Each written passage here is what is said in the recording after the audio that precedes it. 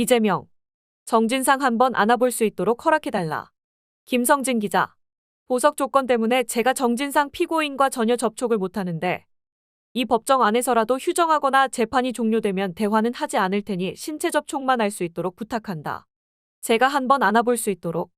6일 오전 서울중앙지법 형사합 의33부 심리로 열린 대장동 위례신도시 개발특혜 및 성남FC 후원금 의혹 첫 공판에서 더불어민주당 이재명 대표가 재판부에 정진상 전 민주당 대표실 정무조정실장의 신체 접촉 허가를 요청하며 한 말이다.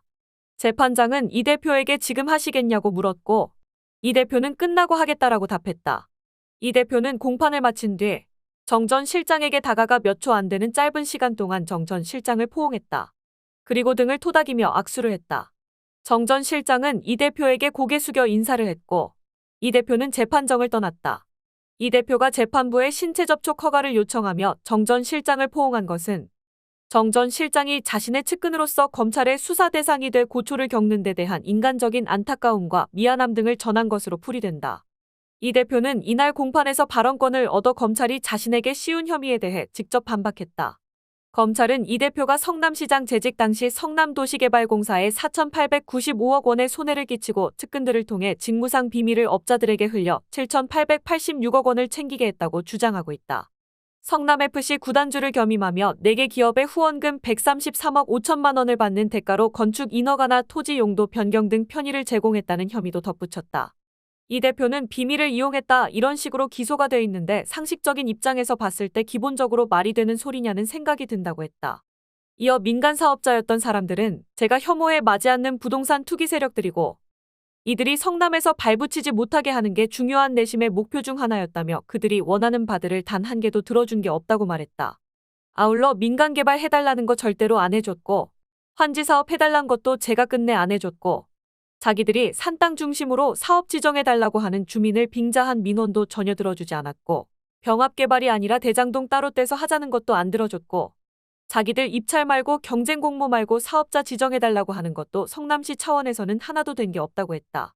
이 대표는 유명한 그 녹취록에도 나오지만 그들을 제가 얼마나 혐오하는지 자기들끼리 스스로 얘기하고 있다며 검찰이 그런 기록을 다 가지고 있는데 어떻게 제가 그들에게 유착이 됐다는 건지 모멸감을 느낀다고 했다.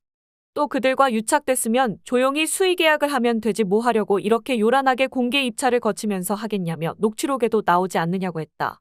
이 대표는 저에 대한 수사가 지금 계속되고 있다. 그것도 검사가 수십 명이 투입돼서 수백 번씩 압수수색을 하고 지금도 또 하고 있다. 제가 살아있는 한계에 속하지 않겠느냐면서 제1야당 대표에 대한 검찰의 정치적이고 강압적인 수사에 대해 강도 높게 비판했다. 이 대표 변호인은 검찰이 공소장 일본주의를 위배했기 때문에 공소 기각해야 한다고 주장했다. 공소장 일본주의는 형사소송법에서 정한 서류 외에 재판부에 예단을 줄 수 있는 내용들을 기재해서는 안 된다는 형사소송법상의 규정으로 위배됐다고 인정될 경우 공소기각의 사유가 된다.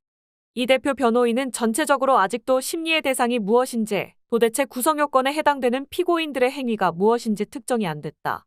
많은 증거자료 제출과 350명에 이르는 참고인 조사한 것을 보면 결정적인 증거는 없다고 본다며 공소장 일본주의에 위배돼 공소기각해야 한다고 했다. 이 대표 변호인은 현 대통령과 선에서 경합했던 정치인에 대해서 어찌 보면 말살 내지 무력화하는 의도에서 비롯된 공소 제기라고 생각한다며 그런 점에서 공소권 남용이기도 하다고 강조했다. 24일간 단식을 한 뒤 후유증으로 입원 치료를 받고 있는 이 대표의 건강 상태를 두고 변호인과 검찰이 공방을 벌이기도 했다.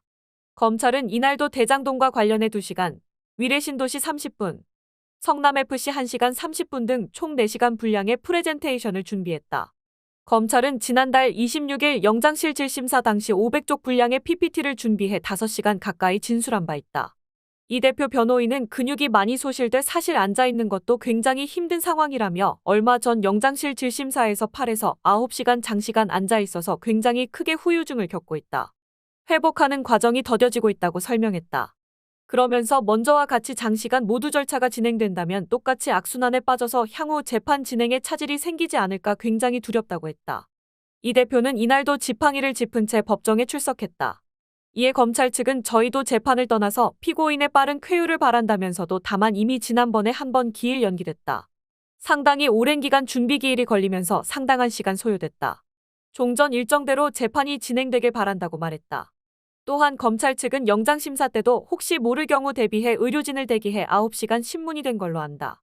오늘은 그로부터 상당한 시일이 흘렀다면서 그 사이에 이 대표는 병원에서 안정을 취하면서 회복 절차를 밟는 것으로 알고 있고 SNS 활동하는 것을 봐서는 재판 진행할 정도는 되는 것 같다고 주장했다.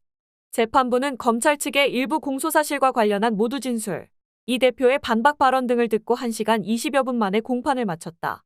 이번 사건 공판은 오는 17일 열릴 예정이다. 오는 13일에는 이 대표에 대한 공직선거법 위반 재판이 열린다.